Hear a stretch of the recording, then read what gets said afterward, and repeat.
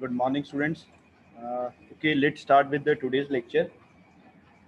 First, I'm going to share the syllabus part. I think the screen is visible to everyone. Now we have the last topic of our syllabus. The topic is concept of internetworking. Okay.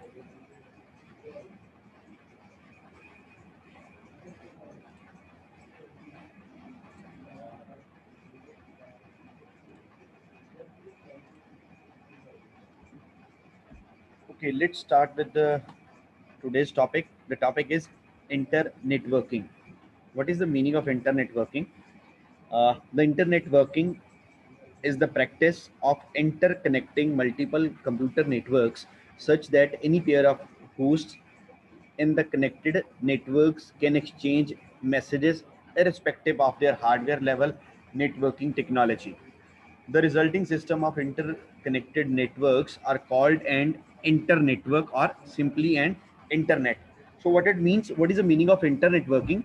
Means whenever we are going to add the number of computers with each other, or simply whenever we are going to make some network, this is called the internetworking. That how the different systems they are connected with each other.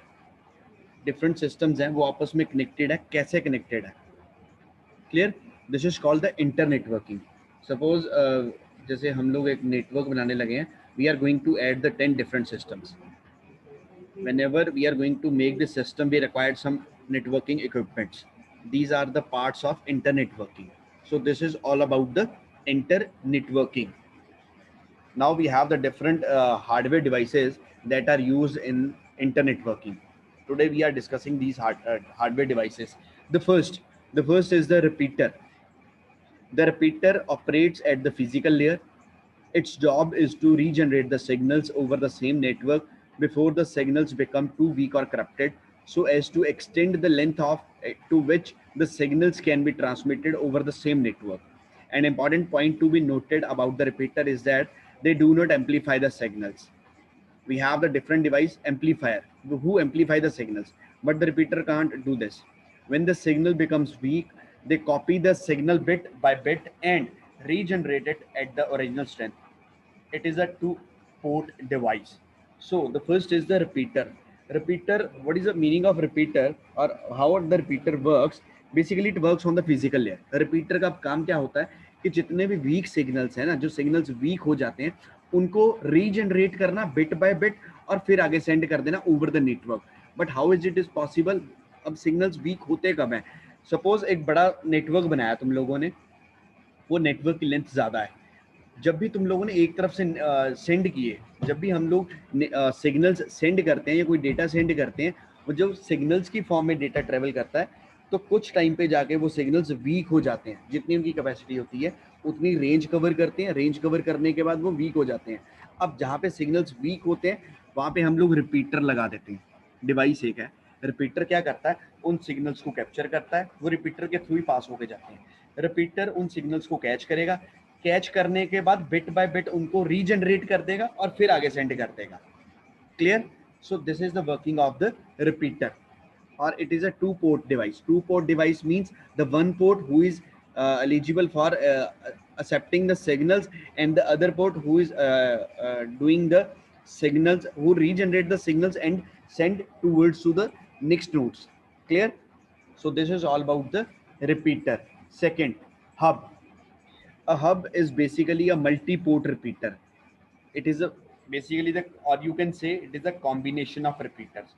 Whenever we have the number of repeaters are there, we can combine these repeater into the single unit, and it is called a hub. Clear. A hub connect multiple wires coming from the different branches. For example, the connector in the star topology which connects different stations.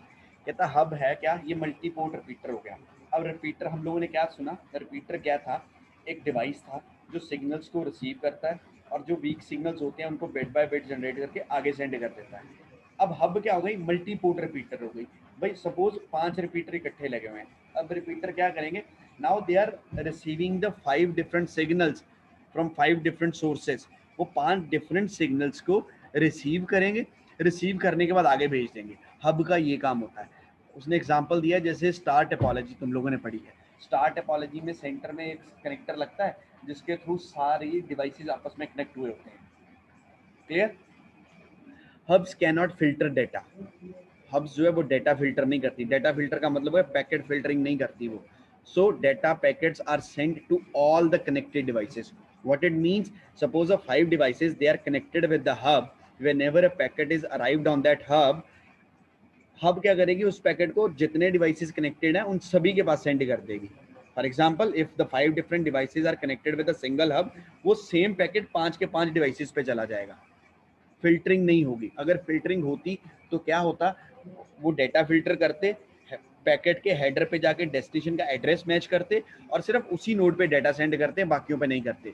But ये hub में फिर data filtering नहीं होती। Clear? In other words, collision domain of all the host connected through hub remains one. मतलब वो सारे के सारे डिवाइसेस जो हैं वो एक दूसरे से कनेक्टेड है with a single device and that device name is hub. Also, they do not have intelligence to find out the best path for the data packets, which leads to the inefficiency and wastage. अब जैसे data filtering नहीं होती वहाँ पे hub के ऊपर, तो shortest route जैसी कोई भी राउटिंग एल्गोरिदम भी फाइंड आउट वो नहीं करते। होता क्या है, हब लेंगे, इसमें जितने number of devices that are connected with that hub, उन सभी डिवाइसेस को वो डेटा पैकेट्स चले जाते हैं। वो सभी डिवाइसेस के पास डाटा पैकेट पहुंच जाएंगे। वो कोई भी राउटिंग एल्गोरिदम नहीं करेगा, कोई भी डाटा फिल्टरिंग नहीं करेगा। This is the functionality of the hub. Okay, now next is the types of hub. The active and the passive. दो तरह की hub होती है. The first one is the active hub. These are the hubs which have their own power supply and can clean, boost and relay the signals along the network. It serves both as the repeater as well as the wiring center. These are used to extend maximum distance between the nodes. अब पहली हो गई active hub. Active hub क्या करती है, वो जिनके पास अपनी पावर सप्लाई होती है and they can clean, they can filter out the packets, they can boost means they can regenerate the packet and send towards to the next nodes. ये होती है फंक्शनैलिटी एक्टिव हब की। इससे against है the passive hub. These are the hubs which collect wiring from nodes. Which collect wiring का मतलब है which collect the number of signals that are coming from the different devices, which collect the wiring from the nodes and power supply from active hub. Now active hub कौन सी थी, जिसके पास अपनी power supply होती है। Active hub और passive hub आपस में connected होती हैं। पैसिव पावर सप्लाई कहाँ से एक्सेप्ट करती है, एक्टिव वाली तरफ से। एक्टिव सेंड करती है तो पैसिव वाली उसको रिसीव करती है। Clear? These hubs rely signals onto the network without cleaning and boosting them. ना वो क्लीन करते हैं, ना फिल्टरिंग करती है पैसिव, ना बूस्ट करती है। बूस्ट करने का मतलब रीजनरेट भी नहीं करती। And can't be use to extend distance between the nodes. जब वो उसको वो नहीं करेगी, रीजनरेट नहीं करेगी, तो लॉन्ग डिस्टेंस के लिए भी वो डिफरेंट नोड्स को सेंड नहीं करती। डिफरेंट नोड्स को डेटा सेंड करने के लिए we required the active hub. And we all know whenever there is a network, whenever there is a hub, तो एक्टिव और पैसिव दोनों हब्स यूज हो रही होती हैं। Clear? Next, the next is the bridge. A bridge operates at data link layer. A bridge is a repeater with add-on functionality of filtering content by reading the MAC address, or that is MAC address of the source and destination.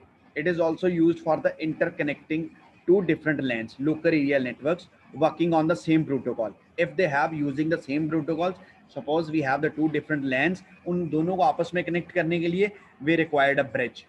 Clear? And they can work on the MAC address. MAC sublet address पढ़ा हुआ हम लोगों ने. They can work on that. It has a single input and single output port, thus making it a two port devices. Single input, single output. जैसे previous वाले में पढ़ा था, one is for accepting and other is for sending towards to the next node.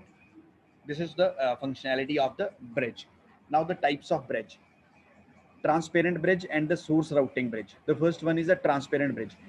These are the bridge in which the stations are completely unaware of the bridge existence. Means number of stations का मतलब है the number of जो systems होंगे, जो network में होंगे, उनको बिल्कुल भी पता नहीं होता कि number of bridges that are attached in that particular network. For example, that is whether or not a bridge is added or deleted from the network reconfigurations of the station is unnecessary. इसीलिए whenever you are adding bridge into the network or whenever you are deleting that bridge from the network, तो हम लोगों को रिकन्फिगर करना जरूरी नहीं होता stations को. रिकन्फिगर का मतलब फॉर एग्जांपल रिकन्फिगर करना या रीसेटिंग करके रीसेट करके दोबारा स्टार्ट करना. These bridges makes use of two processes, that is bridge forwarding and bridge learning. Bridge forwarding का मतलब है whenever they receive the data. अभी हम लोगों ने पढ़ा bridge is used to connect the two different lands. एक लैंड से डेटा को कनेक्ट करेंगे, दूसरे पे फॉरवर्ड कर देंगे, किसको, दूसरे पे लैंड पे. Clear. Second, source routing bridge. In these bridges routing operation is performed by source station. Source station का मतलब सोर्स नोड जो सिस्टम लगा होगा. And the frame specifies which route to follow. और वहां पे फ्रेम स्पेसिफाई किया होगा किस रूट को फॉलो करके डेस्टिनेशन पे कहाँ पे पहुंचना है. The hot can discover frame by sending a special frame called discovery frame, which spreads through the entire network using all possible paths to the destination. Now they are using discovery frame. Discovery frame वो क्यों use करते हैं, एक special frame send करते हैं discovery frame to spread through the entire network. Entire network का मतलब है जितने भी नंबर ऑफ नोड्स उस नेटवर्क में ऐड होंगी वो सभी के पास सेंड कर देंगे to find out the best possible path. Best possible path means कि सोर्स से डेस्टिनेशन जाने के लिए कौन सा बेस्ट पॉसिबल पाथ है. Similar to the vector routing. Vector वाला करवाया था ना तुम्हें. वेक्टर का मतलब था टेबल राउटिंग. हर एक सोर्स के पास टेबल पड़ा होता था, यहाँ से यहाँ जाना है तो इतने लगेंगे. मतलब जैसे ए टू बी 5 वैल्यू है, कितनी वैल्यू है, हर एक नोड के पास अगली नोड की वैल्यू होती थी. तो ऑटोमेटिकली सारी नोड्स को कैलकुलेट करके हम लोग इजीली वो पाथ निकाल लेते थे जो इजी था और शॉर्टेस्ट बनता था. Clear. Next, the switch. A switch is a multi-port bridge with a buffer and a design that can boost its efficiency and performance. Switch is a data link layer device. Switch can perform error checking before forwarding data. Now they can perform the error checking. Now the error checking is added in the case of switch. That makes it very efficient and it does not forward packets that have errors and forward good packets selectively to the correct port only. अब switch क्या हो गया, कहता ये multi port bridge हो गया, लेकिन इसमें फंक्शनैलिटी जो ऐड होगी वो क्या थी, एरर चेकिंग की. जितने भी नंबर ऑफ पैकेट्स वहाँ पे अराइव होते थे वो सारे चेक होंगे पहले. चेक होने के बाद उनमें से जिनके पास जिनमें एरर है उनको डिस्कार्ड कर देगा या एरर करेक्शन मेथड वहाँ पे अप्लाई करेगा. और जो पैकेट्स तो बिल्कुल ठीक है सेलेक्टिवली बेसिस पे उनको फर्दर नोड्स के ऊपर सेंड कर देगा. Clear. In other words, switch divides collision domain of host, but broadcast domains remains the same. अब कहता collision, it divides the collision domains of host. collision कहाँ पे होना था, जब number of packets ज़्यादा travel करने थे एक जगह से दूसरी जगह पे, जब वो collision अक्कर होना था, उसको filter out किसने कर देना है, switch ने. Because जितने भी packets आएंगे they can check the packets, जिनमें error होगा they can hold that packets, और जो packets error free होंगे उनको आगे send कर देगा. कहता but broadcast domain remains the same. Broadcast means broadcasting. The broadcasting is same, मतलब जो भी स्विच पे डेटा आएगा वो ब्रॉडकास्टिंग फर्दर जितनी नंबर ऑफ नोड्स है उनको ब्रॉडकास्ट होता रहेगा. Clear. This is all about the switch. Now the last one is routers. A router is a device like a switch that routes data packet based on their IP addresses. Now router means, as the name implies, it gives the routes. जो IP addresses उनके data packets पे दिया होगा कि क्या source address है, क्या destination है, depends upon that address it can route the packets from one end to the other end. Router is mainly a network layer device.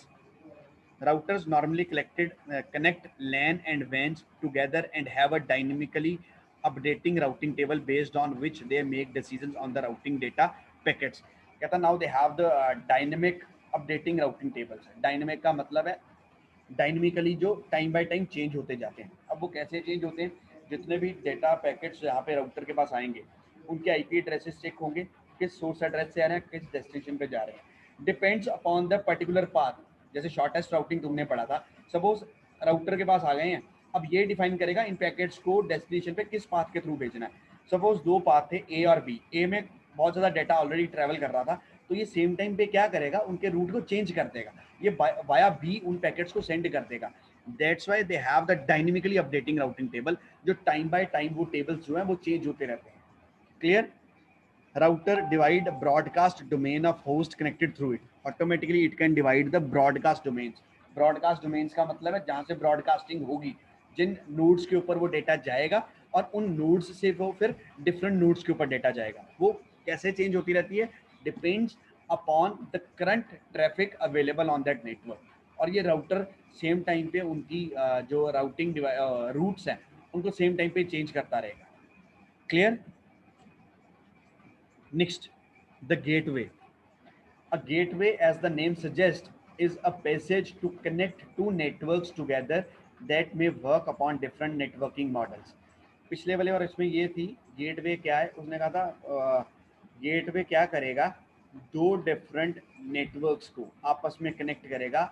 Either they are using the different protocols.